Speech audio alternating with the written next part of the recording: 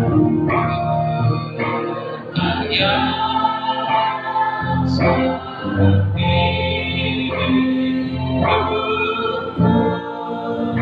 kasih Tuhan Yesus. Terima kasih buat kebaikan-Mu bagi kami, sehingga kami boleh ada sampai malam ini. Kami masuk di dalam hadirat-Mu. Kami beribadah kepada Tuhan Allah yang hidup, Tuhan yang kami sembah, Raja di atas segala raja. Itulah Tuhan Yesus Kristus, Kepala Gereja, dan Engkau yang berkuasa di bumi dan di surga. Malam ini biarlah setiap doa penyembahan kami kepada Tuhan menjadi dupa yang harum di hadirat-Mu. Dan sebentar juga kami mau mendengarkan firman-Mu ya Tuhan. Urapi hamba-Mu untuk dapat menyampaikan isi hati-Mu. Kebenaran firman-Mu memberkati kami malam ini, sidang jemaat-Mu, kami semua. Tuhan tahu segala kebutuhan kami. Tuhan tahu segala apa yang perlu bagi kami. Bukan diri kami yang tahu, yang lebih tahu tentang apa yang baik bagi kami. Bukan diri kami yang lebih tahu tentang apa yang berguna bagi kami. Tetapi Engkau yang lebih tahu apa yang baik, yang berguna bagi kami. Sebab Engkau yang menjadikan kami. Itulah sebabnya kami butuh Engkau dalam kehidupan kami. Sehingga Engkau yang berkarya lewat firman-Mu, lewat pekerjaan Roh-Mu ya Tuhan. Kelak Engkau datang kali yang kedua. Engkau sudah melihat kami sebagai gereja-Mu, sebagai tubuh-Mu yang telah siap sedia. Kami harus bertekun, kami harus sabar menanti kedatangan Tuhan Yesus kali yang kedua. Sekalipun dalam penantian kami harus banyak menanggung penderitaan.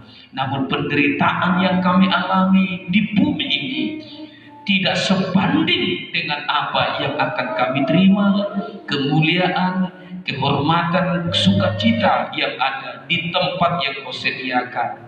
Maka hati kami bersyukur jika kami masih dapat berjuang beribadah sampai malam ini. Urapi kami semua sidang jemaat Tuhan.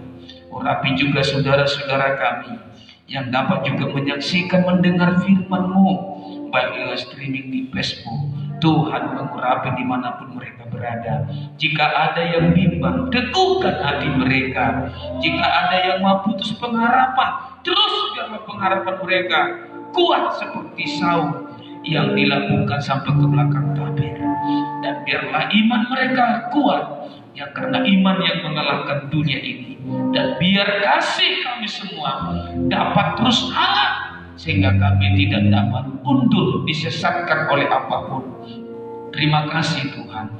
Di dalam nama Yesus kami mau mendengarkan firman Tuhan dengan sukacita.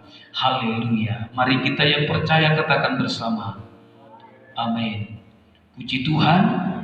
Saya menyapa kita semua malam hari ini. Shalom. Shalom.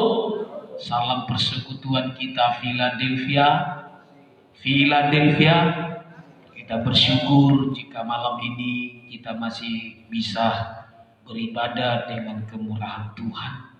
Dan satu kesempatan yang luar biasa Tuhan beri kepada kita. Dan saya juga menyapa saudara-saudaraku yang di dalam Yesus Kristus. Semua yang dapat menyaksikan lewat pemberitaan firman Tuhan malam ini. Sekalipun lewat di Facebook, dimanapun kita berada. Biarlah kita terbuka hati kepada firman Tuhan. Haleluya. Saudara, Tuhan sedang mengerjakan tubuhnya untuk siap. Bangunan tubuhnya itu harus siap sebelum kepala itu datang. Itulah Kristus sebagai kepala tubuhnya. Dan tubuhnya adalah gerejanya.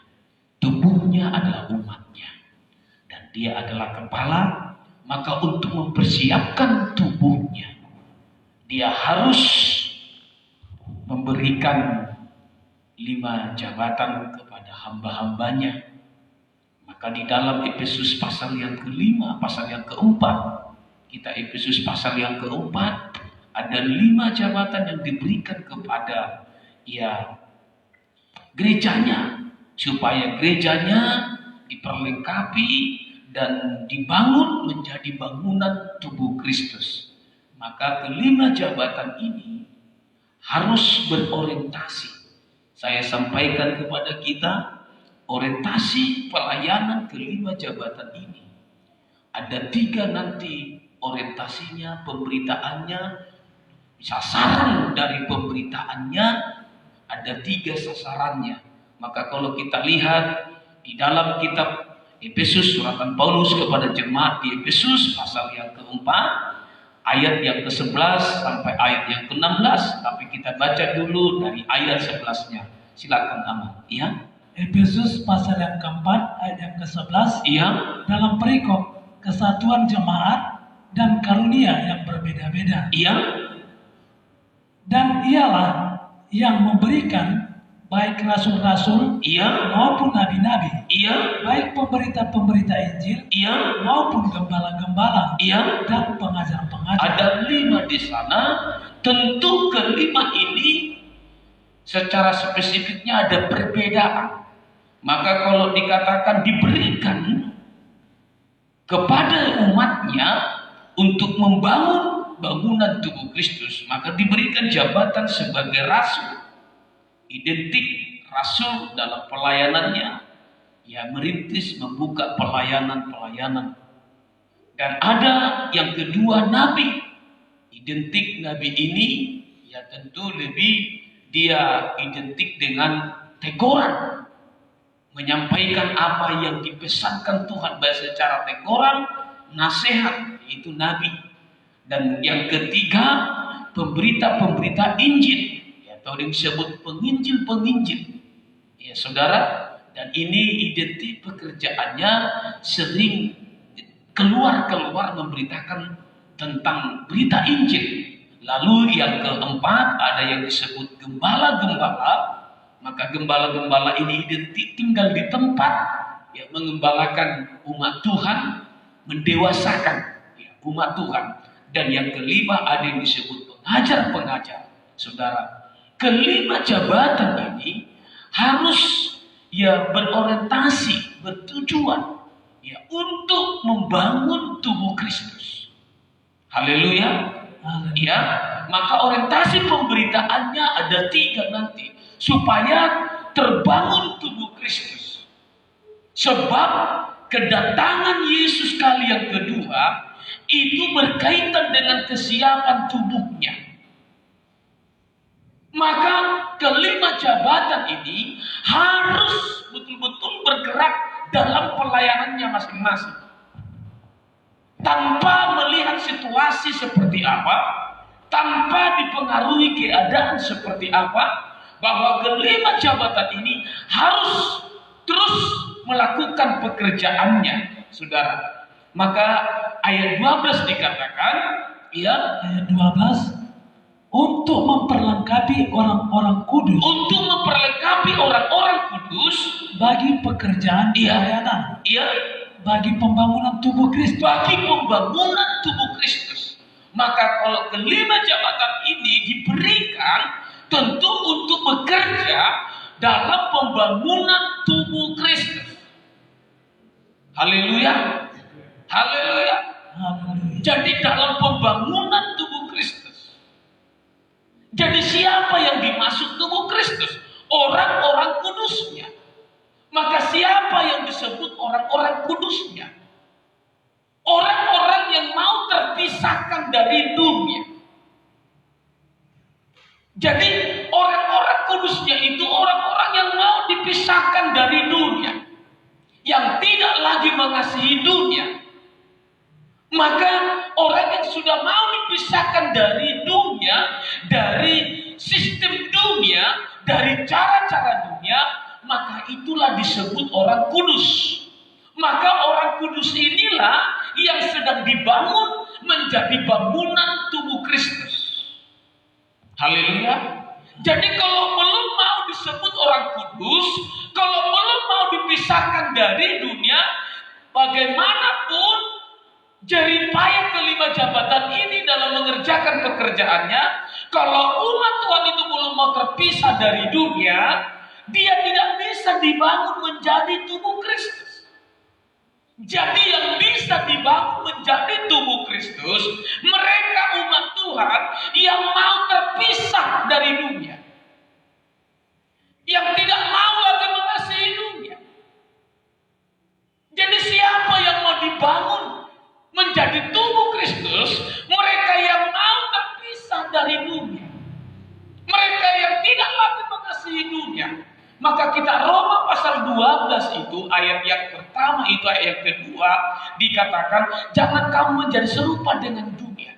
Dalam satu Yohanes pasal yang pertama itu bahwa dikatakan jangan kamu mengasihi dunia dan apa yang ada dalamnya. Dalam kitab Yakobus dikatakan barang siapa bersahabat dengan dunia. Coba kita lihat satu-satu ayat ini dulu supaya menguatkan. Saya katakan dari ibadah yang lewat bahwa firman Tuhan yang kita tahu, ayat ini harus menguatkan ayat ini. Ayat ini harus menguatkan ayat ini. Jangan sebaliknya. Ayat ini cari untuk melemahkan ayat ini. Tidak. Tapi ayat ini akan menguatkan ayat ini. Ayat ini akan menguatkan ayat itu.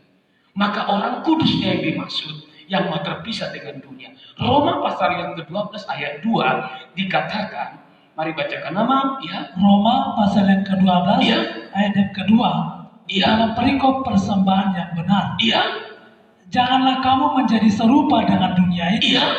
tetapi berubahlah oleh pembaruan budimu. Iya, berubah oleh pembaruan budimu terus. Sehingga kamu dapat membedakan manakah kehendak Allah, apa yang baik, yang berkenan kepada Allah, dan yang sempurna. Supaya kita tahu siapa yang dimaksud orang kudusnya. Karena orang kudusnya itulah nanti yang bisa dibangun menjadi tubuh Kristus. Jadi yang disebut orang kudusnya, yang akan dibangun menjadi bangunan tubuh Kristus, mereka yang tidak lagi serupa dengan dunia. Lalu 1 Yohanes pasal yang kedua ayat 15, mereka yang tidak lagi mengasihi dunia. Mari bacakan nama. 1 Yohanes pasal yang kedua ayat 15, ya. 1 Yohanes pasal ke-15. 1 Yohanes pasal yang kedua ayat yang ke-15. Iya. Dalam perikop perintah yang baru. Iya.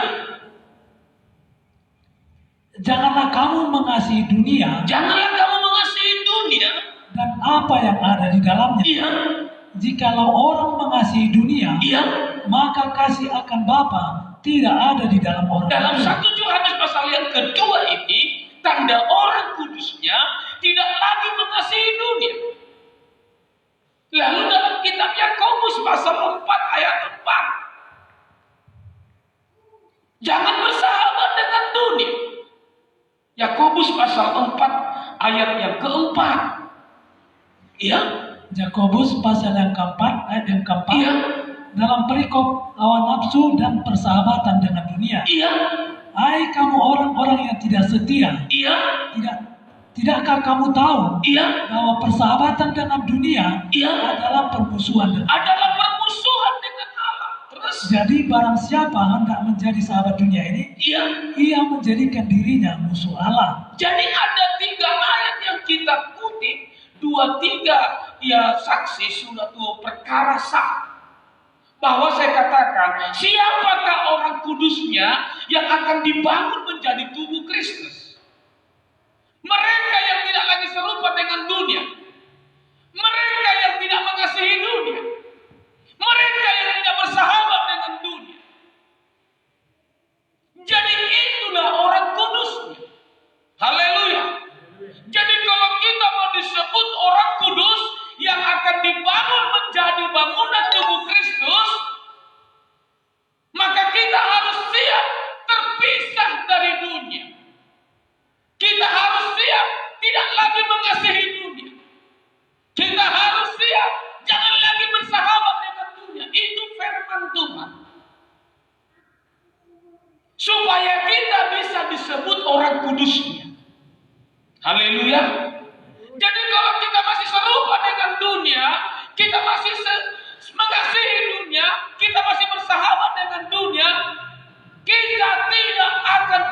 bisa terbangun menjadi bangunan tubuh Kristus. Tidak akan bisa dibangun menjadi bangunan tubuh Kristus. Siapa yang bisa dibangun menjadi bangunan tubuh Kristus? Mereka yang siap terpisah dari dunia, mereka yang tidak mengasihi dunia lagi, dan mereka yang tidak mau bersahabat dengan dunia. Haleluya. Berat kan? Kalau manusia daging tidak mungkin untuk tidak bersahabat dengan dunia. Kalau masih manusia duniawi tidak mungkin untuk tidak serupa dengan dunia, untuk tidak mengasihi dunia. Tetapi kita harus rela terpisah dari dunia. Kita harus rela tidak lagi mengasihi dunia.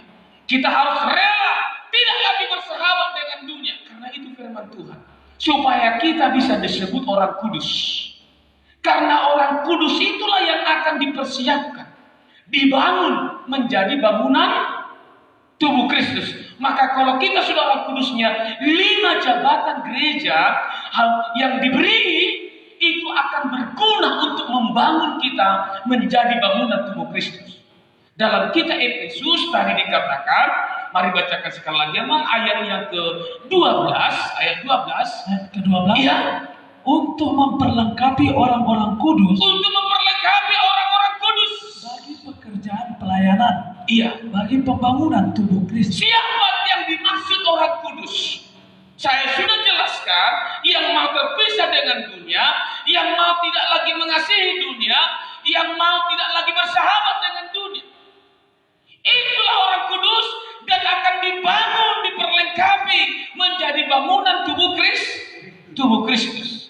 Sehingga ketika sudah masuk dalam proses pembangunan tubuh Kristus oleh kelima jabatan gereja ini, maka orientasi kelima jabatan gereja ini ada 3. Yang pertama, kalau kita lihat ayat yang ke-13 itu, apa orientasinya? Ayat ke-13. Ya. Sampai kita semua telah mencapai kesatuan iman. Ya. Dan pengetahuan yang benar tentang anak Allah. Orientasi yang pertama, tujuan pemberitaan atau pelayanan 5 jabatan ini, pemberitaannya orientasinya tentang anak Allah. Puji Tuhan.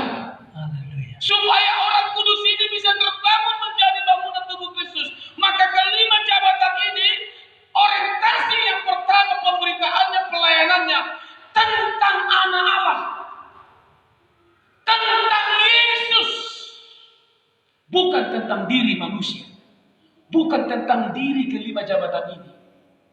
Maka tidak akan pernah bisa terbangun nanti tubuh Kristus, walaupun dia orang kudus. Tapi kalau kelima jabatan ini orientasi pemberitaannya tentang dirinya. Dan saya melihat, kita melihat terlalu banyak sudah penyimpangan. Orientasi pemberitaan 5 jabatan ini terlalu banyak orientasinya tentang dirinya. Padahal orientasi pemberitaan 5 jabatan ini, supaya orang kudus itu bisa terbangun menjadi tubuh Kristus, orientasi yang pertama, pemberitaannya harus tentang anak Allah. Itu yang pertama. Yang kedua nanti, orientasi pemberitaan 5 jabatan ini adalah tentang kedewasaan rohani. Dan yang ketiga nanti, orientasi ketiganya adalah tentang kepenuhan Roh Kudus. 3 ini. Baca lebih lengkap ayat 13 tadi. Saya ulangi. Iya. Sampai kita semua telah mencapai kesatuan iman dan pengetahuan yang benar tentang anak Allah. Pertama tentang anak Allah, terus kedewasaan penuh. Yang kedua tentang kedewasaan penuh, kedewasaan rohani, terus dan tingkat pertumbuhan yang sesuai dengan kepenuhan. Yang ketiga tentang kepenuhan Kristus. Kepenuhan Kristus itu tentang kepenuhan Roh Kudus. Jadi inilah orientasi 5 jabatan ini, pemberitaannya, tujuan pelayanannya kepada orang-orang kudus. Yang pertama tentang anak Allah. Kalau berbicara tentang anak Allah, itu tentang Yesus, tentang pengorbanan Yesus. Kalau berbicara tentang pengorbanan Yesus, berbicara tentang ketaatan anak Allah. Maka dalam Ibrani pasal yang kelima, saya akan sampaikan dengan cepat walaupun tidak melebar nanti, dan saya akan buka nanti dalam ibadah PA lebih meluas lagi. Dalam Ibrani pasal yang kelima ayat 8, ya, ayat 8. Ibrani pasal yang kelima ayat ke-8. Ya. Demikian bunyi firman Tuhan. Ya. Dan sekalipun ia adalah anak,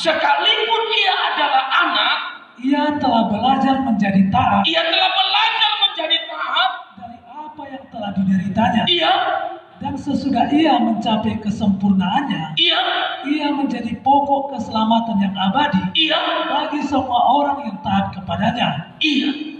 Jadi orientasi yang pertama pemberitaan 5 jabatan ini untuk pembangunan tubuh Kristus bagi orang-orang kudus ini, yang pertama adalah pemberitaannya tentang anak Allah, tentang pengorbanan Yesus, tentang ketaatan Yesus. Maka semua orang kudusnya harus tahu dengan jelas bagaimana ketaatan Yesus sebagai anak Allah. Haleluya. Karena kita sebagai orang kudusnya tidak akan bisa kita taat sepenuhnya kalau belum ada contoh yang kita lihat ada yang taat. Maka yang mencontohkan pengorbanan, yang mencontohkan tentang ketaatan adalah anak Allah, Yesus.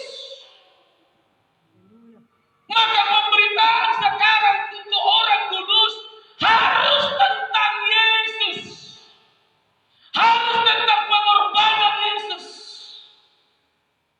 Dan seberapa besar pun pengorbanan manusia sekarang, bahkan seberapa besar pengorbanan hamba Tuhan sekarang, tidak boleh disamakan dengan pengorbanan Yesus. Haleluya. Kenapa terjadi penyimpangan? Karena terlalu sering diberitakan pengorbanan Yesus dibandingkan, disamakan dengan pengorbanan manusia. Mungkin pengorbanan jemaat, mungkin pengorbanan pendeta, mungkin pengorbanan pelayan Tuhan, itu tidak bisa disamakan dengan pengorbanan Yesus. Haleluya. Supaya tubuh Kristus terbangun.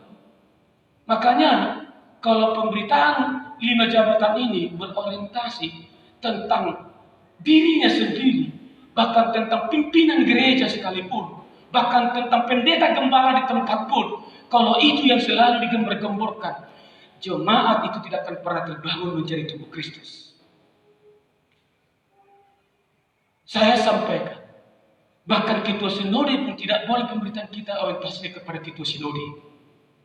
Bahkan tidak boleh orientasi kita, pemberitaan kita tentang diri seorang gembala di gereja lokal. Tidak boleh pemberitaan orientasi tentang pimpinan-pimpinan gereja yang ada sekarang ini. Karena kalau ke sana, bagaikan kita samakan pengorbanan Yesus sebagai anak Allah dengan kita manusia. Tidak bisa disamakan. Haleluya. Haleluya. Maka pemberitaan 5 jabatan ini orientasinya harus tentang anak Allah, harus tentang pengorbanan Yesus, harus tentang ketaatan Yesus. Bagaimana dikatakan dalam kitab Ibrani pasal yang ke-5 tadi ayat 8-nya, sekali lagi apa ayat 8-nya? Ayat 8. Ya. Dan sekalipun ia adalah anak, ia telah belajar menjadi taat. Ia telah belajar menjadi taat. Dari apa yang telah dideritanya. Dari apa yang telah dideritanya. Dan sesudah ia mencapai kesempurnaannya, ia menjadi pokok keselamatan yang abadi bagi semua orang yang taat kepadanya. Iya, sampai di situ. Bahwa dikatakan pengorbanan Yesus, ketaatan Yesus membuat dia menjadi pokok keselamatan. Saya mau katakan, setaat apapun kita, saya setaat apapun dalam melayani Tuhan sebagai gembala, sebagai pendeta, tidak akan bisa pokok keselamatan. Hanya Yesus pokok keselamatan. Maka tidak boleh berkata kalau bukan karena aku dia tidak selamat. Tidak boleh. Kalau bukan karena pengorbananku tidak jalan gereja. Tidak boleh. Haleluya. Kalau bukan aku jadi WL-nya, pengungsinya tidak jalan ibadah. Tidak boleh. Saya pun tidak boleh katakan kalau bukan karena aku dia tidak akan mengenal Tuhan. Tidak boleh. Kenapa? Karena kita tidak boleh samakan pengorbanan Yesus dengan pengorbanan kita. Karena setaat apapun kita, sebanyak apapun pengorbanan kita tidak akan pernah bisa menjadi pokok keselamatan. Kita tidak bisa menjadi pokok keselamatan setaat apapun kita. Hanya Yesus anak Allah ketika pengorbanannya, ketaatannya, dia menjadi pokok keselamatan. Maka orientasi pemberitaan 5 jabatan ini harus tentang pengorbanan Yesus, bukan tentang pengorbanan diri kita. Haleluya. Maka saya semakin menyadari dalam keadaan sekarang, jangan sampai ada kita berorientasi kepada diri seseorang, termasuk saya, jemaat Tuhan. Jangan kalian di luar sana, jangan usah kepala saya diperkenalkan, Yesus aja diperkenalkan. Puji Tuhan, karena kita sama-sama untuk memperkenalkan Dia. Supaya apa? Supaya terbangun tubuh Kristus. Supaya jangan terbangun kerajaan manusia. Supaya jangan terbangun kerajaan tubuh manusia. Tapi terbangunlah tubuh Kristus. Saya tidak panjangkan melebar dulu. Nanti waktu habis. Yang kedua, orientasinya apa? Kedewasaan. Mari bacakan Efesus pasal 4. Ayat yang ke bagian selanjutnya 13 itu. 13. Iya. Sampai kita semua telah mencapai kesatuan iman. Iya. Dan pengetahuan yang benar tentang anak Allah. Iya. Kedewasaan penuh. Yang kedua tentang kedewasaan penuh. Maka pemberitaan 5 jabatan ini supaya orang kudus itu terbangun menjadi tubuh Kristus. Pemberitaannya harus tentang kedewasaan rohani. Jangan dibiarkan orang kudus itu terus seperti anak-anak kecil bertibai. Orang kudus itu harus dibangun menjadi tubuh Kristus. Supaya bisa menjadi tubuh Kristus, pemberitaannya harus tentang kedewasaan rohani. Haleluya. Maka kalau kita lihat sekarang ini tidak zamannya membujuk-bujuk jemaat supaya rajin beribadah. Tidak zamannya sekarang membujuk-bujuk, membesuk-besuk. Harus kita dewasakan umat Tuhan, orang kudus itu menjadi kedewasaan penuh, kedewasaan rohani. Maka bagaimana mendewasakannya? Kalau kita lihat firman yang keras dalam kitab Ibrani pasal yang ke-5 ayat 12. Firman yang keras. Ibrani pasal yang ke-5 ayat yang ke-12. Dalam perikop peringatan supaya jangan murtad. Iya. Sebab sekalipun kamu ditinjau dari sudut waktu. Sudah seharusnya menjadi pengajar. Kamu masih perlu lagi diajarkan asas-asas pokok dari penyataan Allah. Dan kamu masih memerlukan susu, bukan makanan yang keras. Terus, sebab barang siapa masih memerlukan susu, ia tidak memahami ajaran tentang kebenaran. Barang siapa masih memerlukan susu, ia tidak memahami ajaran tentang kebenaran. Sebab ia adalah anak kecil. Terus, tetapi makanan keras adalah untuk orang-orang dewasa yang karena mempunyai panca indera yang terlatih untuk membedakan yang baik daripada yang jahat. Makanya kenapa tidak terbentuk menjadi tubuh Kristus? Karena pemberitaannya terus pemberitaan tentang mujizat jasmani. Tentang makan, minum, dunia ini, harta dunia, bisnis, usaha yang lancar, sakit penyakit jasmani, mujizat. Sampai kapanpun tidak pernah menjadi dewasa. Dan orang anak kecil tidak tahu tentang ajaran kebenaran. Tetapi kelima jabatan ini harus orientasi pemberitaan yang kedua. Bagaimana menerima firman yang keras.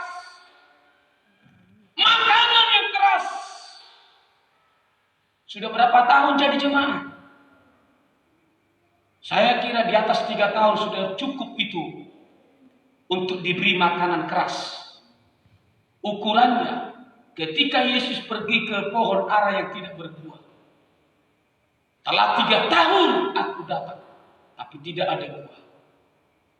Aku akan tebang. Tapi pemilik pengusaha kebun itu berkata, jangan berikan waktu 1 tahun. Jadi jemaat Tuhan, engkau mungkin sebagai sudah termasuk golongan orang kudus. Tapi kalau belum terpisah dengan dunia, belum berhenti mengasihi dunia, masih bersahabat dengan dunia, firman ini bukan untukmu. Saya mau katakan, kalau engkau masih serupa dengan dunia, engkau masih mengasihi dunia, engkau masih bersahabat dengan dunia, mohon maaf, firman ini tidak untukmu. Untuk siapa? Untuk orang kudus. Siapa orang kudus itu? Yang tidak lagi mengasihi dunia, yang tidak lagi serupa dengan dunia, yang tidak lagi bersahabat dengan dunia, itu orang kudus. Jadi kalau engkau masih bersahabat dengan dunia, masih mengasihi dunia, masih serupa dengan dunia, firman ini tidak untukmu. Karena kamu bukan orang kudus. Kamu tidak akan bisa dibangun menjadi tubuh Kristus. Maka kalau sudah orang kudus, orientasi yang kedua pemberitaannya tentang kedewasaan rohani. Bagaimana mengukur kapan kita berikan makanan rohani itu yang keras itu? Engkau berapa tahun jadi jemaat? Sudah 3 tahun. Kalau sudah 3 tahun engkau jadi jemaat, engkau sudah bisa disebut, engkau sudah layak, sudah harus menerima makanan keras. Haleluya. Siapa di sini jemaat di bawah 3 tahun? Tidak ada lagi kan? Tak pernah dari 3 tahun. 5, wah, sudah berbuat dia. Iya, kalau sudah di atas 3 tahun, jadi jemaat digembalakan, sudah harus kamu terima makanan keras. Dan biasanya yang memberi makanan keras bagaikan jabatan nabi. Langsung dosamu ditunjuk-tunjuk. Dan pekerjaan gembala. Gembala itu ada 2 tongkatnya. Kalau domba itu agak menyimpang, tidak mau ditarik di toko. Enggak mau pakai tongkat itu yang bekokannya putar langsung toko ujungnya. Tapi kalau belum ada 3 tahun jadi jemaat, enggak apa-apa lah. Biarkan dulu dia sampai 3 tahun. Tapi kalau sudah ada 3 tahun ke atas, sudah pantas engkau menerima makanan keras. Dan bagi kelima jabatan ini, harus tahu orientasi pelayanannya apa. Memberitakan kedewasaan rohani. Haleluya. Karena kalau terus anak-anak makanan susu terus. Apa makanan susu yang dimaksud? Firman bagaikan susu. Siapa yang sakit, mujizat akan menyembuhkan. Lalu usahamu akan apa? Lancar-lancar, kita doakan. Bisnismu akan lancar. Itu susu. Tidak ada yang tersinggung dengan itu. Seperti anak-anak kecil kan. Saudara, kalau anak kecil bayi di meme, dimakan ibunya dulu nasinya, baru dikeluarkan. Siapa mau lagi seperti itu? Sebenarnya kalau sudah 3 tahun kan, mengiyakan, ya kan? Makanya orientasi yang kedua, supaya kita terbangun menjadi tubuh Kristus, harus orientasi pemberitaannya tentang kedewasaan rohani, makanan keras. Dan banyak yang sekarang berjabatan, salah satu jabatan ada di diri seorang pendeta, tidak tahu orientasi pelayanannya apa. Dari tahun ke tahun, terus jemaatnya anak-anak terus baik terus. Padahal dikatakan, ulangi sekali lagi, kalau Ibrani itu, kalau masih bayi makanan susu, tidak tahu tentang kebenaran. Ketiga tentang apa? Tentang kepenuhan Kristus. Kepenuhan Kristus ini adalah berbicara kepenuhan Roh Kudus. Maka orientasi pemberitaan di zaman sekarang, jemaat semua harus memastikan dirinya penuh Roh Kudus. Puji Tuhan.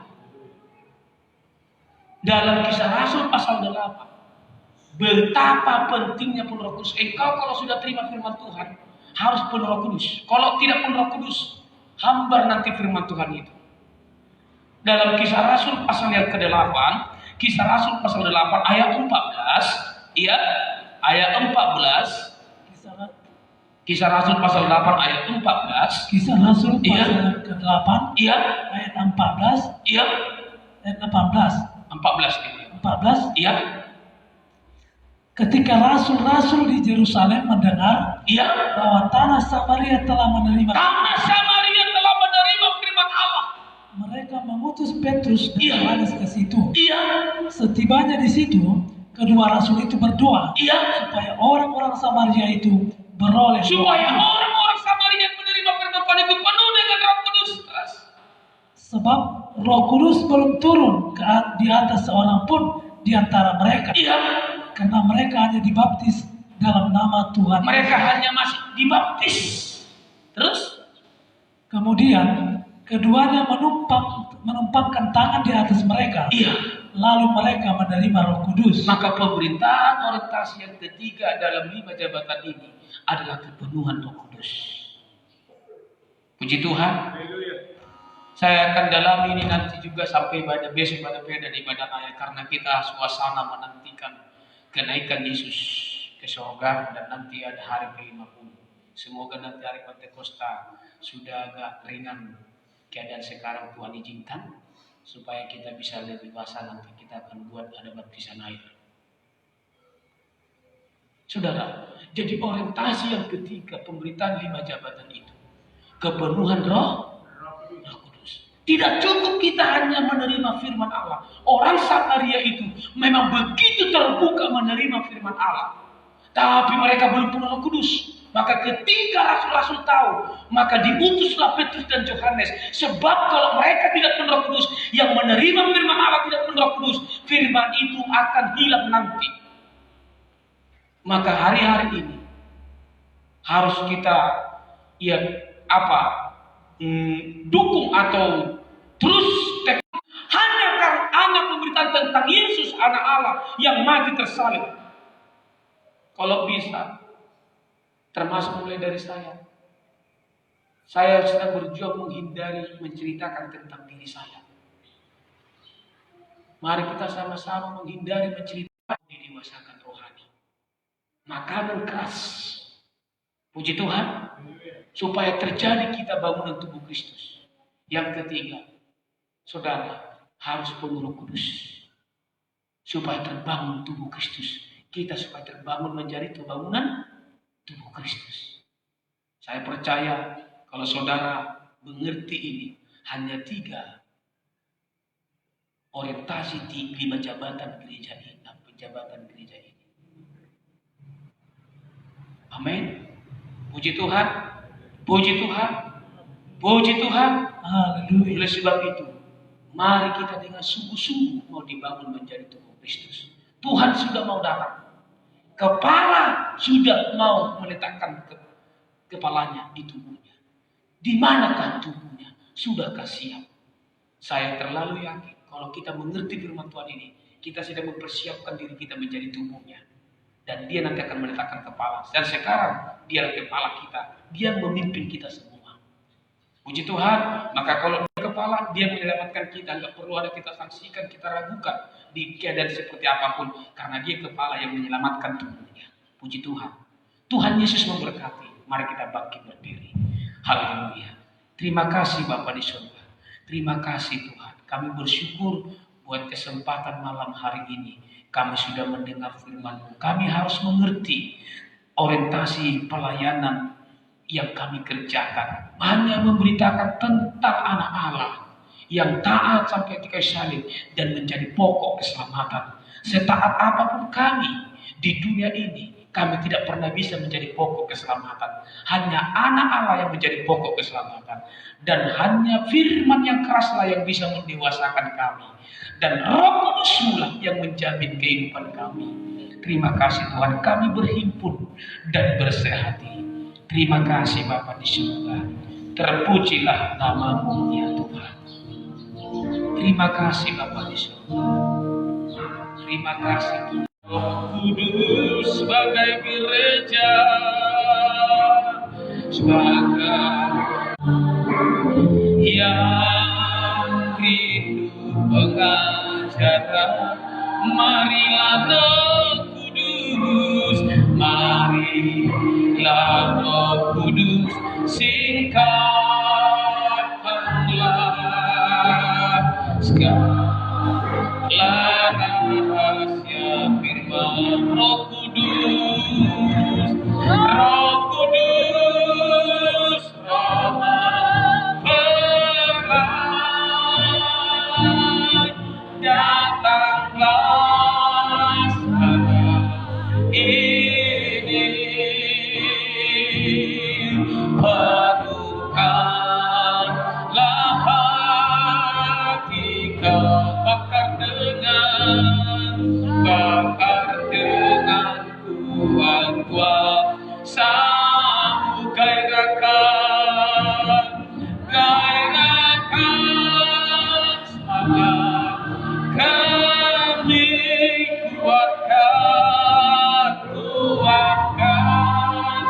iman kami, tulus kami buka hati, tulus kami buka hati.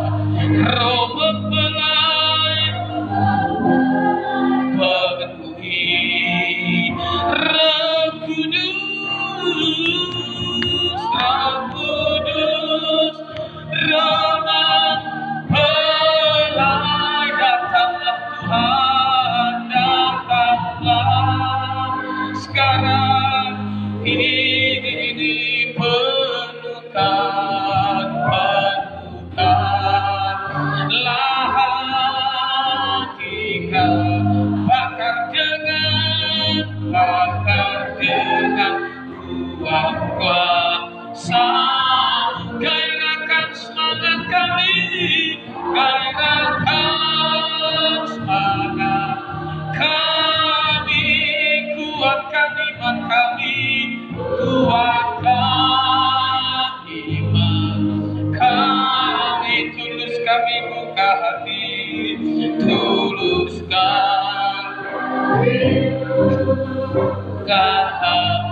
Roh mempelai, Roh mempelai penuhi, Roh mempelai penuhi kami, Roh mempelai penuhi, Roh mempelai penuhi kami, Roh mempelai penuhi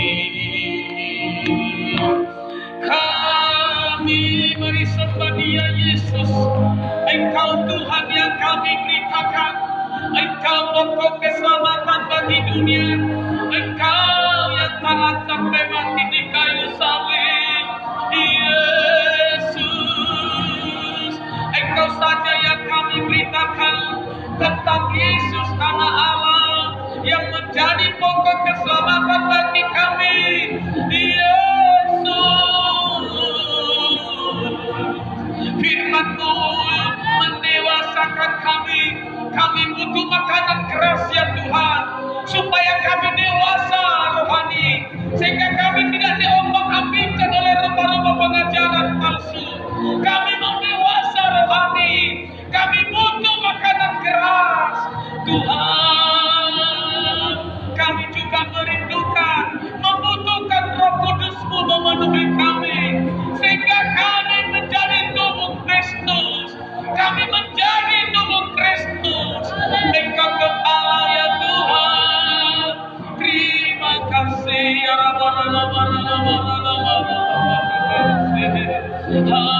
Haleluya.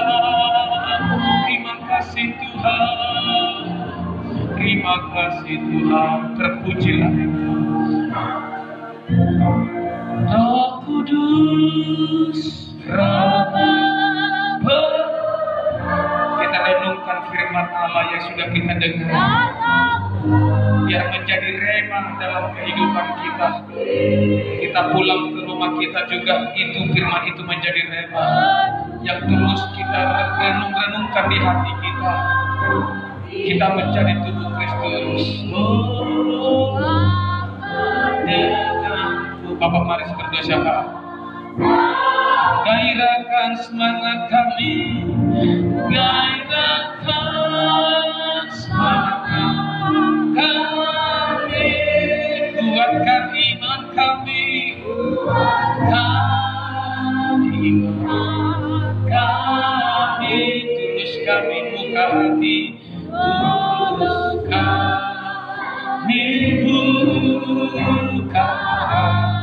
Kau mempenuhi